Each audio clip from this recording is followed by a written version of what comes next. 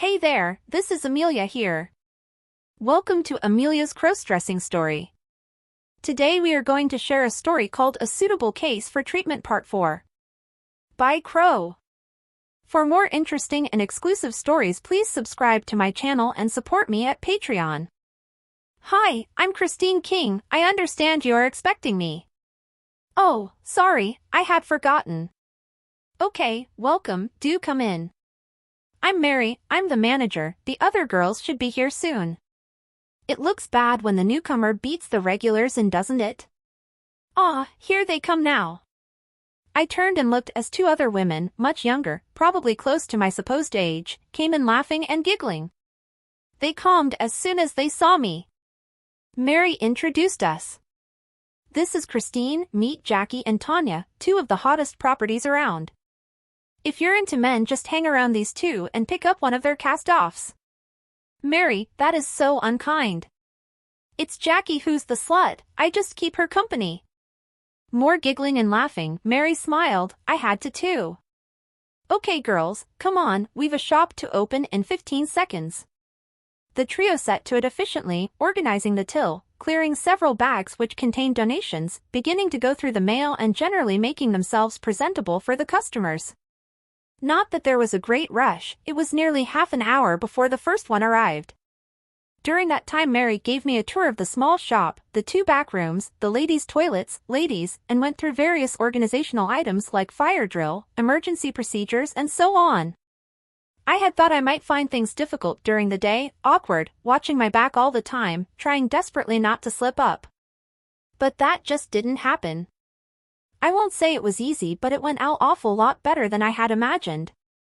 The girls were great, helping the newcomer with problems, explaining exactly how things were done here. And there was a lot to do. My own background in retail was a definite plus, though I hadn't worked in a small shop of that type for quite some time. Details about cash and change, what to do with a slightly difficult customer, how to cope at busy times, I pulled through in all these situations. Admittedly, the shop was never really busy, but just before lunchtime, when the four of us were due to split off to go off for our separate breaks, I had to serve a man. We dealt mainly with clothes, split just about 60-40 women's and men's with some children's items. But there was some household bric-a-brac, things people had passed on which might have some small retail value and which could earn a little for charity. The guy who came in spent some time looking through a collection of books I had just been sorting, mainly thrillers and romances, you know the sort of thing. He came up to me at the counter with one rather old hardback. How much? He asked, looking straight at me without a hint of recognition. I knew the book box was an extra, just some items we could maybe get a few pence for, we charged £1 regardless, and I told him this. Okay, he said, then hesitated. Look, I can't do this. You may just see this an old book, but I am a bit of an expert. It's an early print of a Sherlock Holmes story, nearly a century old. How about I give you half of its catalog value? Is that fair? I muttered yes. He took out his wallet and handed over, in cash, £150. I was amazed. Are you sure? Trust me. If I sold this at auction next week, I could get at least £300. I won't, I'm a collector. If you get anything else like this, give me a ring, will you? Here's my card. He handed over a business card. I looked at it. Keith Granger LLB, and a phone number. I recognized the letters. He was a lawyer, very up in the world, and he could obviously afford it. His whole manner, and the suit he was wearing, said that. And he was honest. I told Mary at once, she was amazed. After lunch we'll have a good look through that box, and I think we've two more in the back. You never know. That's boosted the takings, must be a record for a Tuesday morning. It was my turn for lunch, and Tanya too, we both set off out of the shop together. I admit I hadn't the faintest idea where, I had just thought of a sandwich maybe somewhere, but still no idea where. Look Christine, why not join me? I'm meeting my boyfriend at that pavement cafe in Hardeman Street, just round the corner. Oh no, I don't want to be a gooseberry, I said, not wanting to butt in. No problems, not at lunchtime anyway. It may be different for dinner in my flat, but not here, not now. Come on. So I did.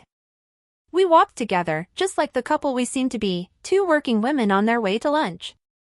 We only had a half hour, so it was as well we weren't going far. We sat at the cafe in the sunshine, very pleasant for that time of year, and ordered a small sandwich and a glass of wine each. The waiter had just brought them when a professional-looking guy, pinstripe suit, loud tie and gold-rimmed spectacles, approached us and gave Jackie a peck on the cheek. She introduced us. He was Gerald, a medical student from the university, almost fully qualified and looking forward to joining a practice later in the year. I really was the odd one out. Gerald had just found out about a surgery in East Wales, it sounded like a great place, who were looking for another doctor to join their team. However, after a few minutes discussing this, Jackie turned her attention to me. So, tell me Christine, what's a woman like you doing working in a shop like ours? No pay, long hours, there has to be a reason. I had my story worked out with as few actual lies in as possible. I was separated from my partner for a while, we were trying to get it together but thought we needed some time apart. I was living in a small house down by the river for a while.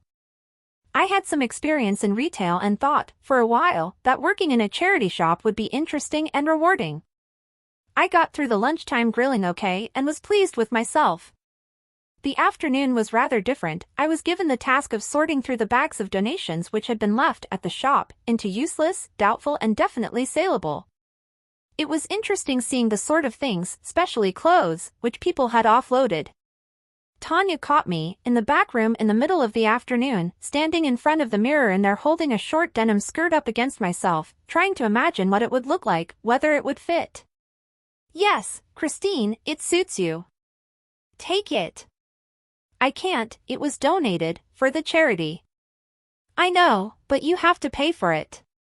Pay the going rate, that's about £2 I would imagine. Looks good on you too. If we want anything we take it and pay. The charity saves money, in fact, everything gets cleaned before it goes on sale, you'll have to wash it yourself. Not dry clean is it? No, thought not. Put £2 in the till and wash it through tonight, it's yours. So I took it. I was buying women's clothes now. The rest of the afternoon passed off without incident. At 5:30 we locked up and headed our separate ways. I was the only one going down the hill, all the other three were off to catch buses, walking the other way. It was not so sunny but quite pleasant and I was reveling in it, in walking back home after a day's work, and I'd bought myself a skirt. It was only after I had let myself in at home that I realized what a strain the day had been. I was shattered. I kicked off my heels and lay down on my sofa and went to sleep. As a result of which I woke up about an hour later, in one sense refreshed but also somewhat stiff. Lying on the strange sofa in unaccustomed clothing had taken its toll. I am afraid I spent a totally unladylike evening. I closed the curtains as soon as it began to get dark, took off my earrings and wig, and generally slopped around the house until bedtime. I had a large snack at about 10 o'clock and watched some TV, then slept. I did awake at the appropriate time the next morning, but suffering from my lack of attention to myself the previous evening. I decided, first that I shouldn't do that, just hang around partly dressed. If I was to really see what it was to be a woman, I should be doing it all the time. And secondly, I should take care of myself more. I got to work on time on foot this time, no suit today, a white sweater and black skirt, my lowish heels, makeup done by myself, on my own, and totally adequately. Hi, Christine called Jackie as she arrived at the door only just behind me. How did you get on last night? Was she the one who knew about me? I had been looking out for clues from any of them the previous day, but had found nothing. Nothing much, just hung around at home, I replied totally truthfully. You ought to get out more, you know. Tell you what, Tanya is off to a social evening at the pub she goes to, tonight. I know the girl she goes with is a bit ill, Tanya is a bit wary of going by herself. How about you go with her? Shall I ask her? I couldn't really say no. Well, I could. But I didn't want to. Having not actually been in a pub for several weeks, I liked the idea. But all sorts of problems hit me, gave me cause for thought while we set up the store and waited for Tanya to arrive. She was going to be late that day, had to take her mother to the surgery first, then catch a later bus. Eventually she did arrive. Jackie said nothing at first, then at mid-morning coffee she broached the subject. You know, I said I would have liked to go to the Dragon tonight with you, but I can't really. Well, how about you and Christine going? Tanya smiled widely. Her response was in her eyes even before she said it. Great idea. Okay, Christine? Girls' night out? My dad will be back by then. He could take us. It's a great place, the Dragon, great music, all 80s stuff, our generation, isn't it? You'll love it. So, what are you going to wear? Heck! I had to think. Not something I had considered before. On previous occasions it had been obvious. Either a suit or smart casual shirt and clean jeans. I suppose the latter would indeed do, but Tanya had other ideas. Let's go for it, Christine. Harry is in the States, has been for 2 months now. I haven't had it for over 8 weeks. And to be honest, he's not exactly being celibate out there, not if I read between the lines of his last couple of letters. I really do fancy going all the way tonight. How about it? How's your love life? Tight top and mine, do you think that would be in order? I was taken aback at her approach. Mind you, I had been warned by Mary that first morning. And from what I had heard the two youngsters talk about, Tanya was the one. Youngsters, well, not teenagers, but certainly they both looked very attractive even in their work clothes. What would Tanya look like dressed up? Come to that, what would I look like? Okay, Christine, you said you live down by the river. How about I pick you up at about 8:30? We can walk to the Dragon from there. I know I shouldn't have, maybe Karen was right, this wasn't in the script. But I really did like the idea of trying on some of the more glamorous in my wardrobe. I said yes. I was on edge the whole of the rest of the day and arrived home somewhat trembly. My mind was wandering through all the different possibilities. I had taken a slight detour on the way back to have a look at the Dragon. It seemed a nice enough place, but who can tell at that time? Late at night it might be entirely different. After a small meal I started to think about getting dressed for the evening out at just after 7. I stripped and showered, choosing a black thong and my tight basque. I wanted to show off a nice figure. And I had my eye on a tight skirt in my wardrobe, and I knew it was probably slightly too small for me. Standing there in my undies I realized I had better get my makeup sorted, just in case Tanya arrived early. It wouldn't do for her to find me without my makeup and wig on. I had enough to think about without getting into that sort of problem. I did the makeup, feeling rather proud of myself when I had finished. The eyeshadow I had chosen was a deep mauve color with glittery highlight, sparkly bits, in it. The mascara too was a purple, very deep, and the lipstick had a purplish tinge, not just plain red. I reveled in applying the nail varnish to my nails and sliding several rings into place. Black seam stockings followed. Just for a moment I had toyed with the idea of the fishnets but decided no. But I did go for much higher heels than I had worn before. Finally I very carefully clipped my wig into place and brushed it through, adding large gold hooped earrings and a mock gold watch. I looked at it, it was after 8 already.